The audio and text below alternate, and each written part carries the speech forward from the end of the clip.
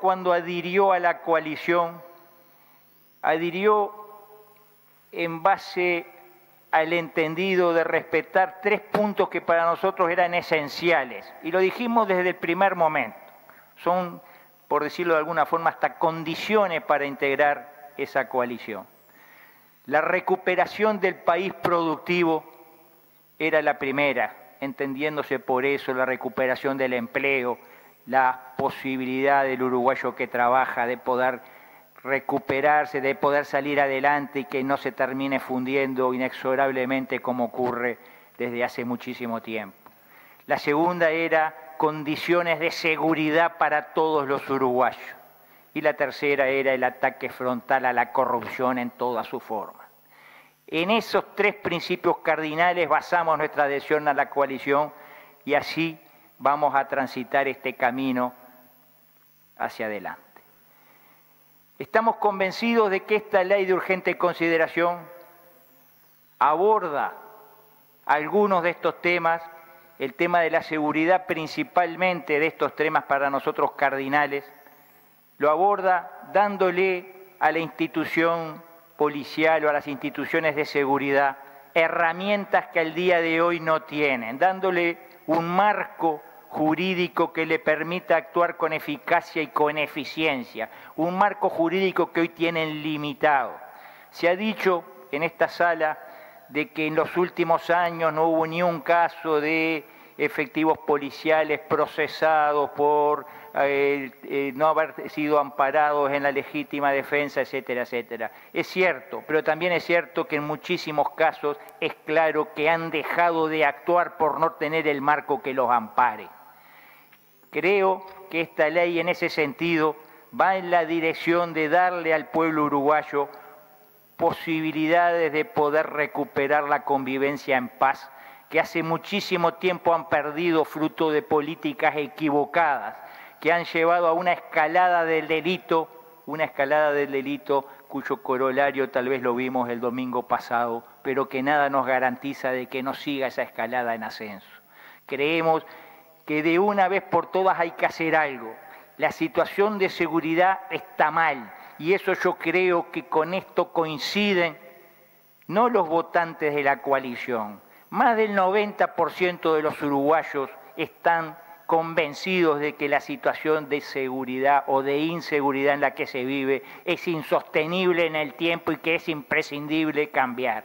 Lo que no podemos hacer cuando las cosas están mal es seguir haciendo lo mismo que se viene haciendo, seguir partiendo de los mismos conceptos, de los mismos juicios, de que el delito es fruto de la injusticia social, etcétera, etcétera. Por más de que haya algo de realidad en eso, está claro que acá lo que está faltando es una acción efectiva y eficaz de las fuerzas de seguridad, una acción decidida, la firmeza en el enfrentamiento del delito. Creemos que esta ley, si bien seguramente no contempla todos los aspectos que debiera contemplar, creo que hay algunos aspectos en los cuales Cabildo Abierto hizo propuestas que no fueron contemplados o que serán contemplados, se nos dijo en la ley de presupuesto, en otras instancias legislativas,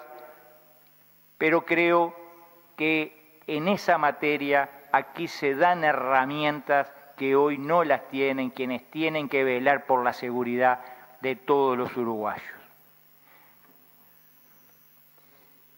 Es claro que nosotros tuvimos que negociar mucho en esta ley. Es claro que no todo lo que finalmente se va a someter a votación y que vamos a apoyar con nuestros votos, no todo nos resulta simpático o lo hubiéramos impulsado nosotros. Pero es claro también que en toda negociación hay que ceder, todos tienen que ceder algo para llegar a un acuerdo final. Acá se ha hablado de una especie de golpe mortal al Instituto de Colonización cuando se le habilita por el artículo 353 la enajenación de bienes que fueron traspasados a colonización de la cartera del Banco Hipotecario. Nos hemos informado y se nos dice de que esos bienes, esos padrones, no fueron adquiridos en el marco de colonización, sino justamente en el marco del banco hipotecario con mucha anterioridad, hace mucho tiempo, y por una ley del año 2011 se pasó toda esa cartera a colonización, generando juicios de inconstitucionalidad que para aquellos que lo llevaron adelante terminaron recibiendo la razón de la Suprema Corte de Justicia. Es decir, que creemos que lo que se habilita en el 353 no es la liquidación, ni afectar, ni debilitar a colonización, sino hacer justicia con una situación que a partir de la ley de 2011 fue notoriamente injusta. Aquí hemos visto argumentaciones de todo tipo para justificar los errores o las cosas que están mal en la ley, pero generalmente esas argumentaciones vienen de la mano de conceptos vertidos por extranjeros, de organismos extranjeros. Se ha mencionado una y otra vez a la ONU, tal o cual repartición, tal o cual funcionario. Siempre son extranjeros que opinan sobre el Uruguay y que dicen que está mal tomar tal o cual medida prevista en esta ley. Yo quiero, por lo menos nosotros así lo pensamos, pensar como uruguayos y pensar con nuestra mente. No seguir comprando libretos que se escriben en otras latitudes y que funcionarios famosos sí porque tienen todos los medios de comunicación a su favor, pero quién sabe con qué intencionalidades nos quieren vender el producto a nosotros. Y acá nosotros repetimos en este recinto que debería ser casi sagrado, repetimos como que fueran grandes personalidades que tienen toda la razón y con eso pretendemos justificar leyes o modificaciones o criticar leyes como esta en base a conceptos elaborados en otras latitudes. Yo creo que acá, y Cabildo Abierto al menos así lo siente, tenemos que por lo menos tener un mínimo de artiguismo, y el artiguismo antes que nada era autonomía de los pueblos, y el Uruguay tiene que razonar por sí mismo y no por la mente de extranjeros que elaboran sus libretos en otros lados y acá los ejecutamos como peones serviles. Se ha dicho que aquí se limita el derecho de huelga porque se le ponen límite a las ocupaciones. Es una equivocación, es una falsedad, no se lo limita. Acá simplemente se preserva el derecho de los que quieren trabajar, acá simplemente se preserva el derecho de quienes detentan la propiedad de las empresas. Tampoco se limita el derecho de huelga, como se ha dicho en un proyecto de ley presentado en la otra Cámara, que yo honestamente no sé si recoge lo planteado en otras épocas, como se ha dicho. Lo que sí sé que ese proyecto de ley recoge lo planteado por el presidente Tabaré Vázquez y el ministro Ernesto Murro cuando remitió un proyecto de ley similar en octubre del año pasado, que simplemente busca cumplir con un artículo de la Constitución. Acá se dice que la extranjerización de la tierra, se dijo que la extranjerización de la tierra afecta la soberanía nacional. Y yo en ese punto coincido totalmente.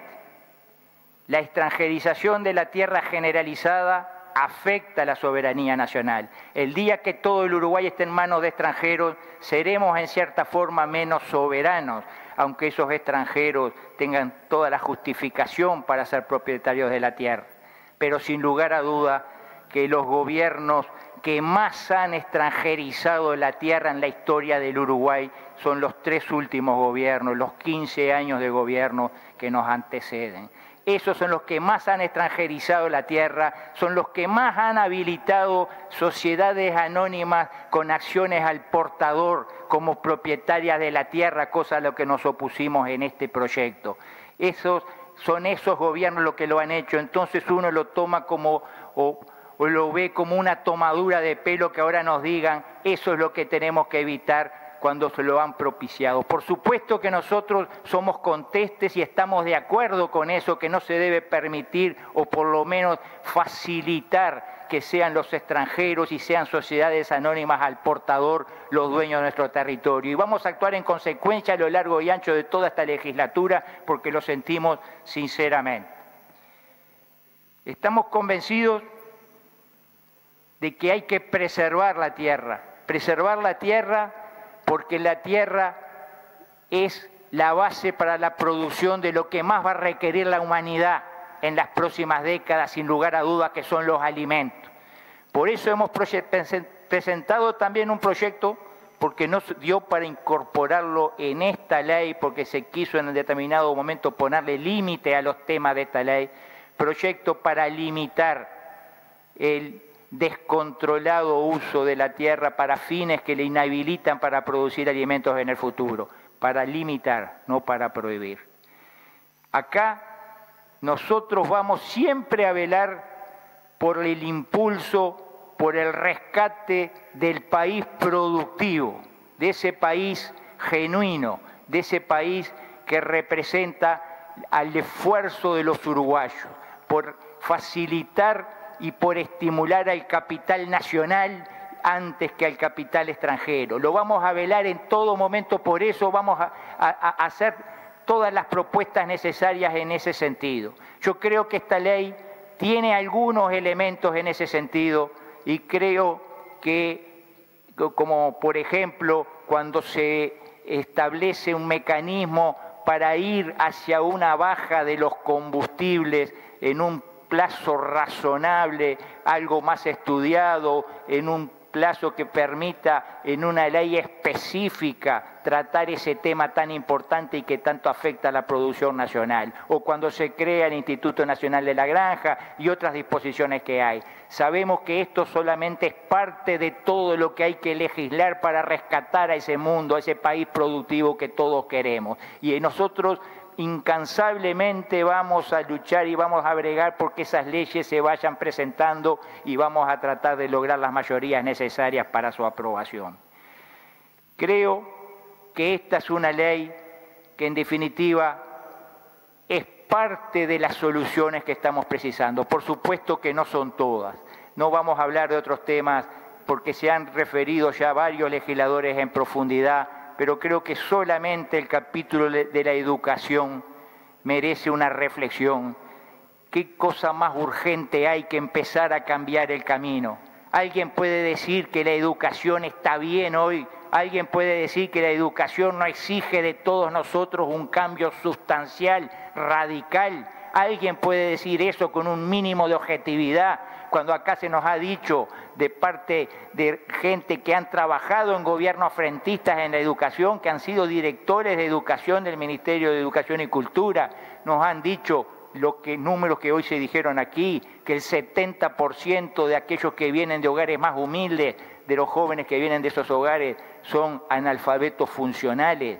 Esa sola reflexión nos tiene que llamar a todos a reaccionar de una vez por todas. Creemos que acá se empiezan a hacer cambios que tendrán que ser profundizados por leyes mucho más específicas para que realmente se pueda salir adelante. Pero creemos firmemente que esta herramienta que se va a votar en estos días es una herramienta útil, una herramienta necesaria, una herramienta que tiene que ser continuada por otras leyes que terminen de completar la atención a las necesidades de tanta gente.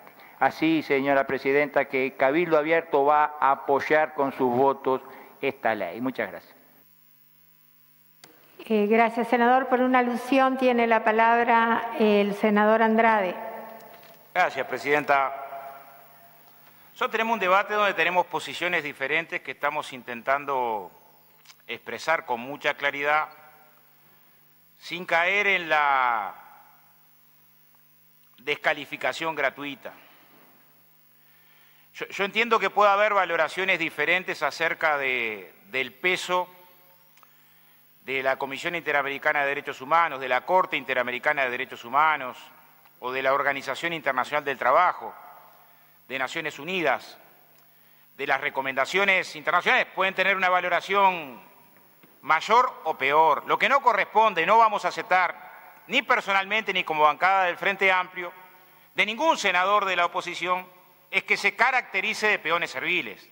No, porque si desbarrancamos en el terreno, menos vamos a aceptar que se nos den clases de artiguismo, menos.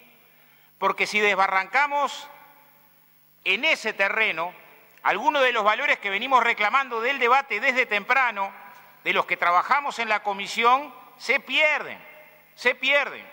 Bueno, hicimos adjetivizaciones. Cuando dijimos que el proyecto de ley presentado por Cabildo Abierto es similar a la ley 15.137, lo que hicimos fue leer. Y lo que pueden hacer los senadores es leer. Y si leen van a encontrar que tiene artículos similares, casi calcados, de cuando la dictadura intentó intervenir a los sindicatos. Casi calcados. Entonces podemos dar el debate desde el punto de vista jurídico, político. Lo que no es bueno, y no vamos a aceptar, es que se caiga en el terreno del insulto o la adjetivización, porque esa no es la forma en la que viene debatiendo el Senado hasta este momento.